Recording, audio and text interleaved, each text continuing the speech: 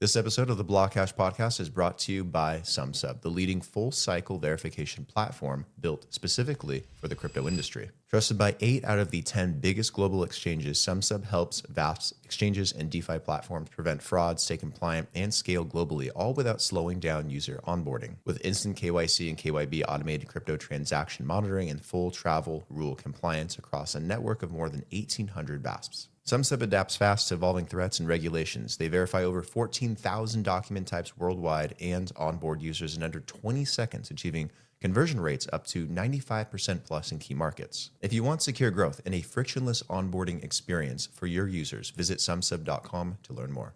What's up, guys? Welcome back to another episode of BlockHash live at ETHDenver, day 3. One of our final guests coming on the show today is Erik with Open Frontier. We're going to talk a little bit about crypto in the market, on the regulation side, things that he's seeing, and a whole lot more as well. So, Erik, welcome to the show again. Pleasure to have you back on. Yeah, I'm happy to be here again. And meet you IRL. I know, IRL is really nice. It's definitely makes the conversation a little easier. Absolutely, and it feels more authentic, more free-flowing, Authenticity is the most important thing these days. Absolutely. In this current political environment of AI slop, 100%. Real-life conversations. Exactly. I have to keep doing it or the AI is going to replace me at some point, and so I got to come more in person and do these. So. Well, I think that voices like yours are actually going to be more and more important as people sort of turn off the AI slop and are trying to look for people that do live, consistent content. I might be like wish casting a little bit too, but like at the same time, I do think that there will be a reaction towards people who do long informed content like you do. Because that's really where most people are. I mean, like, they're not watching like CNN, they're watching like podcasts and they're watching these types of things and like in the communities they want to be in. And consistently and in volume and staying up to date with all the trends and what's new. And it's definitely important. So try not to get replaced. So we'll see what happens. I don't think you will, Ben. I think you're in good shape. So Erik, people probably already know who you are, obviously, because you've been on once. So maybe give us a brief reintroduction of yourself and Open Frontier. So my name's Erik Balsbaugh. I'm a longtime political operative in the space. Been working in it for 20 years. Not in blockchain per se, but just in political and public affairs. And I've really spent a lot of time focusing on where people are and where our politics need to be. And I think that crypto is an amazing example of a spot where our politics and our people aren't necessarily aligned, right?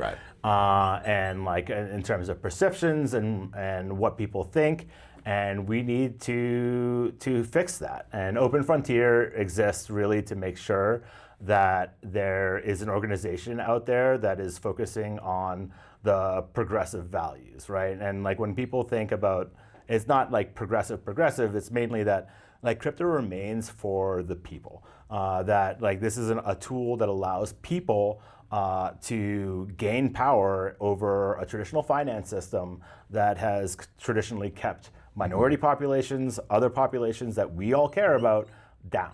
And so we want to make sure that those values are represented in the conversation around regulation so that we create a market structure that reflects what the will of communities are and what people need. Yeah, to bring that self-sovereignty back to the people too. Like the original message of this whole industry was based around that. And I think it's something that we should never lose sight of as crypto gets more and more mainstream. Yeah, no, I definitely think so. And I think the other aspect of that, just as a tangent, is oh my God, I forgot where I was going to go. No, you're good. The other aspect of that was, is like we want to make sure we don't lose is like the decentralization aspect of it. Because I think that we're seeing in our government and a lot of things when things become overly centralized in power, it's bad. And like so we want to make sure that the decentralized nature of blockchain remains.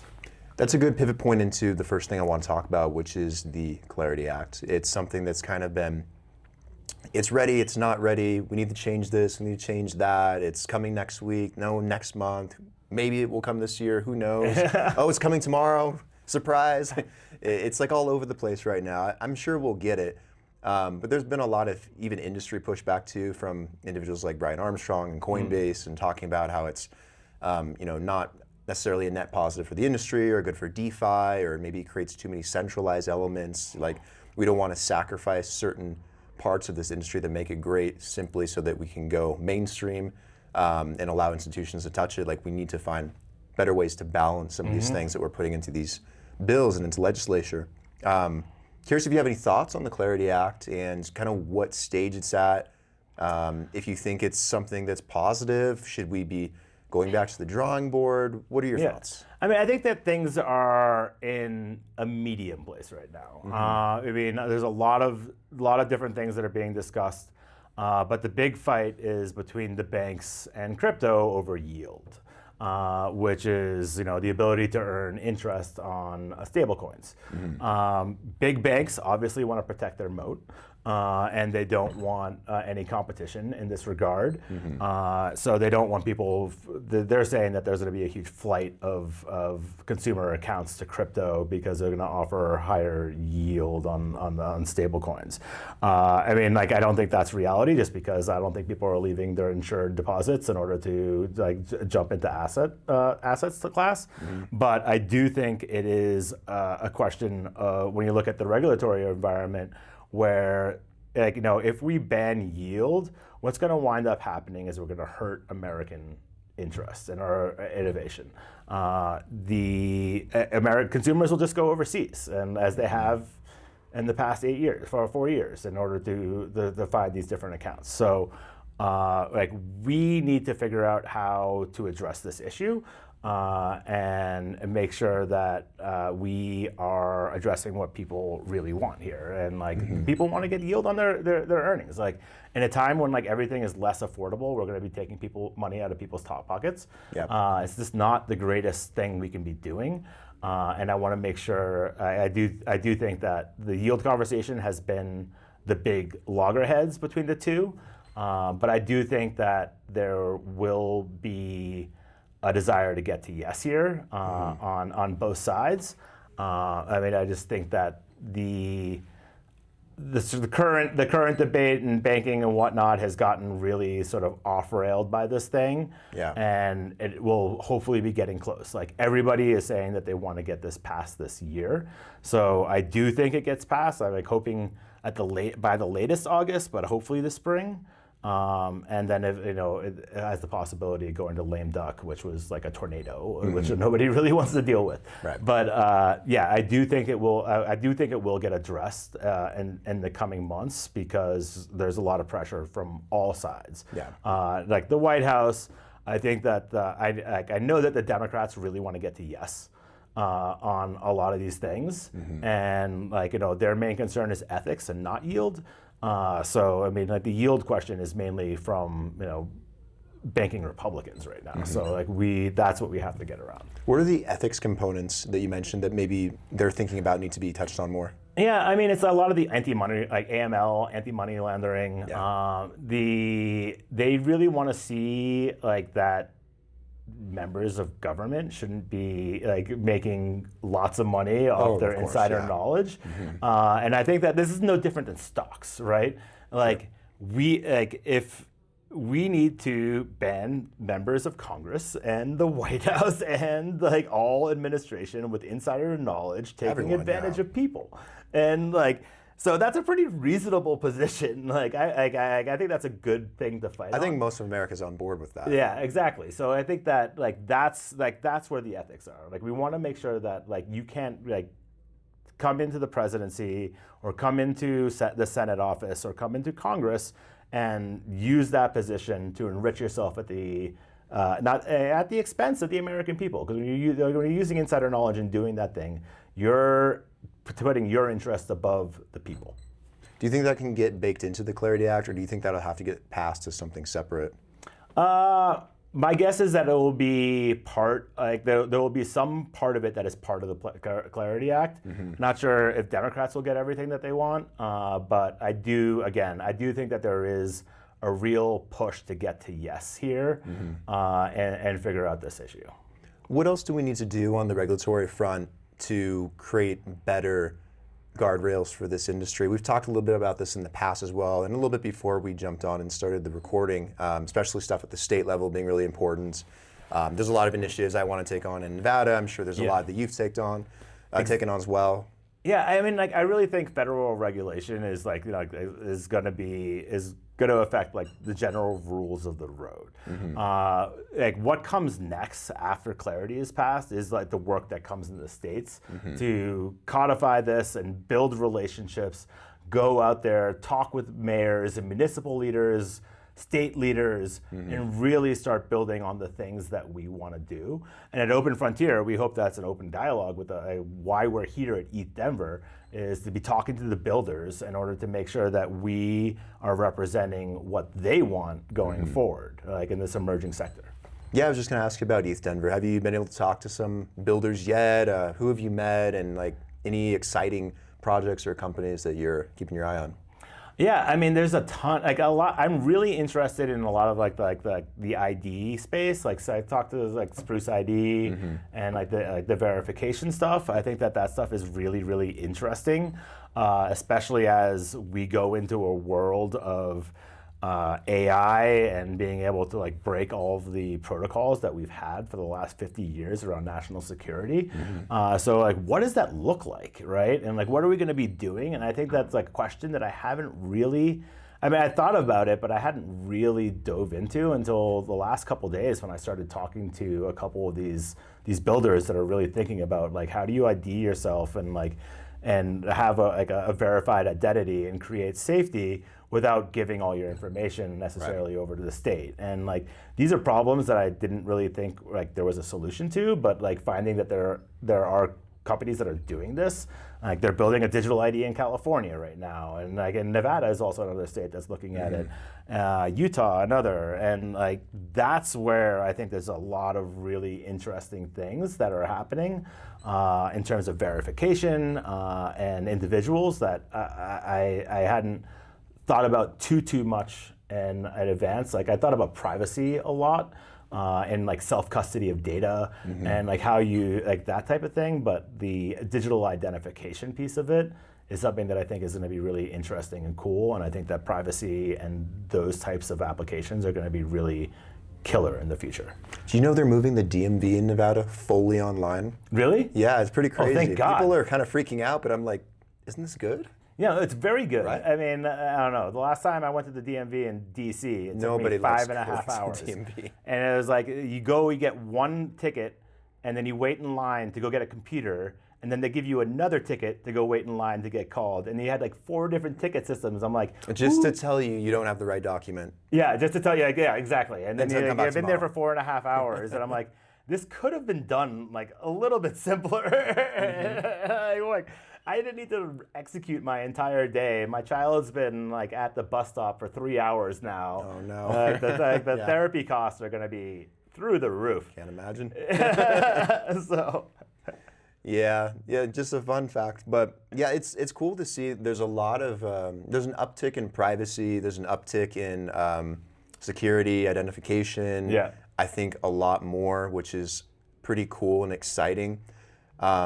How do you think maybe we also balance that need and necessity as well alongside legislation at some point? Because that's a tough one, where I imagine like you need to KYC, you need to do certain things and verify information, individuals, but at the same time, there's so many data leaks and so many issues with corporate America right now where, you know, you can give your information out to someone you think is reliable, and tomorrow, you know, someone's going to have your name, your email, your address, your social, and it's like, it happens so frequently, it's kind of scary. Oh, God. So it's like, there's this huge, like, we need to protect our data, and obviously with AI and agentic and everything, like, data's become, like, super valuable. How do we balance that? Have you thought about that at all? I mean, it goes back to centralization, decentralization a little bit, right? And like that's why I like decentralization as an answer to that. It's like everything gets centralized, and all of the information about us is like in a single place these days, and it's scary. Like how are we unwinding that a little bit and give people agency back and like their own like sort of like privacy without like protecting like, you know, Epstein people or things like that from ever being discovered. And so I think that these are really interesting problems, and the ones that we haven't even really effectively engaged with at all. So I think it's going to be a whole new world in how we're doing it. Like, we need to rebuild our laws, our national security, like all of these things for the data problems that we're going to have tomorrow. And I think that's where a real opportunity is. Time for a quick shout out to today's sponsor, Sumsub. Crypto is global, fast moving, and full of emerging threats. You need a verification partner that moves even faster. Sumsub combines blockchain intelligence, identity verification, and behavioral fraud detection into one powerful platform. You can screen, score, and monitor users at every step. Their AI-powered system detects anomalies, account takeovers, and illicit wallet activity before transactions hit the blockchain, giving your compliance team superpowers. Trusted by 4,000 plus clients across fintech and crypto, Sumsub helps organizations expand into new markets with confidence while maintaining full compliance with global regulations. Whether you're scaling an exchange, launching a DeFi product, or securing a Web3 community, Sumsub has you covered. Check them out at sumsub.com. Yeah, totally agree with you on that. What's on the horizon here for Open Frontier going into the rest of this year? Any plans, any initiatives you guys are taking on? Oh yeah, I mean, we're obviously working on clarity and market structure. Yeah. We're really engaging with education of like people running for office and trying to get young candidates out there who understand crypto and understand emerging tech and really come around to sort of a new pro-emerging tech, pro-development future. So a lot of political work. We will be engaging with the states pretty aggressively on a lot of these things and working with legislators on like AI agentic verification using blockchain and different solutions that like people have to some of the problems that you just mentioned. So we're diving in. We've made tons of connections with people running for office that just don't know much about blockchain, and getting them to talk about it and be curious, right? Because like I don't think that we're not going to get to a point where everyone is super pro crypto in Congress. It's just not going to happen. What we want is everyone to be curious about what we can do to change our systems, because they're obviously not working. So, and I think Congress is kind of aging out a little bit. Like they're on the upper spectrum of being older. I think we need more young people with fresh ideas, right? We need more young people. We need more like people with new ideas and energy that like want to be there because they want to do things and not because they have seniority. Sure. Right? And like a younger Congress sounds amazing to me. It makes DC a lot more fun. As there's a lot more young staff and people around, and new ideas and new thoughts about how to handle things at home in the world. Like you have people that are in Congress since like the 80s. Like it's a different world that they came up in, and sometimes I think we need more young people to feel encouraged to go do it, and proper education. Like, what goes into the educational part for you? Do you like sit down with people and talk about it? Do you do like any type of course or? Yeah, it's like a crypto 101. Like what is the technology and like what it is, right? Because most people think they see crypto and they're like, buy Bitcoin, it go burr, right? And like, or whatever. And it's like, no, it's a little bit more to it, right? And like, really, it's the back-end infrastructure for everything. Like, you shouldn't really have to think about it when you swipe a credit card. And like, really sort of like breaking it down to the most basic things and the most basic benefits that it's possible. From like lowering costs for small, like Main Street, et cetera, and really bringing in those use cases and the voices from the communities that they care to represent or are aiming to represent, telling them why they are engaging. It also, like, I think that people don't think that like crypto bros are like this like 5% population. And Young Men's Research Initiative put out research recently that, for Gen Z and millennials, more of them own crypto than have 401ks. And so I think that people need to realize what the landscape is and like who's engaged. And it's not just a bunch of degens on Discord. It's a group of people. And there's a bunch of people who have been excluded from the financial system historically, whether that be Black, Latino populations, et cetera. that see this as an easy way to transact and earn money or do these other things. And so putting like a real identity on the face of who these users are has been really helpful to a lot of these electives, and get them to understand that, like, you know, by saying you'll get 1,000 followers for saying I'm going to start an anti-crypto army, but you'll get much more by trying to engage thoughtfully on the subject and engage with people. There's a lot of young folk that do watch the show. If they wanted to get in touch with you guys, maybe get some advice or some direction, some education, maybe they're interested in going into politics, who knows? Oh yeah. How do they reach out to you guys? Oh man, go to openfrontier.us, go to our Instagram, subscribe to our Substack, which has blown up a little bit recently, which we're very excited about, and get in touch with us. We're accessible, and like if you're interested in this, like we'd love to talk to you. Absolutely love to talk to you. 100%. And I know you guys got a after event today. Yeah, we got a 4 o'clock happy hour at the One Up video game bar, which I'm supposed to like be social at, and I'm gonna be like, but they have Donkey Kong Jr. I don't know. That's pretty sweet. I mean, that's pretty fun. It is pretty fun. It's like my favorite one. Well, enjoy, Erik. It's great getting to meet you IRL for real, it was. And to have this conversation and do a part 2 and come to Vegas for real. I want you to come see the studio, and we can do another episode there and talk further about what's going on in the landscape. And yeah, this has been great. Enjoy ETHDenver too. I definitely will. I've been having a blast. It's been so good to talk to everyone, and like, it's just like everyone here is so awesome.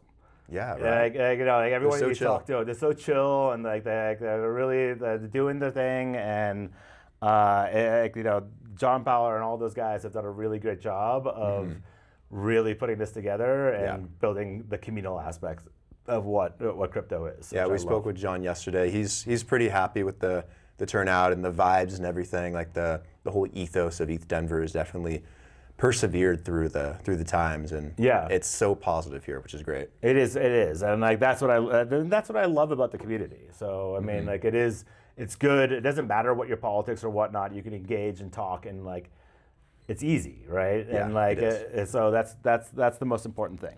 It is. That's the whole point of coming to these things. Being able to talk to people. You know, we got to talk to people more. It's great. Well, I appreciate it, Erik. It's been great. Take care. Enjoy the rest of the event, and we'll probably see each other around. Yeah, definitely. I hope so. Awesome.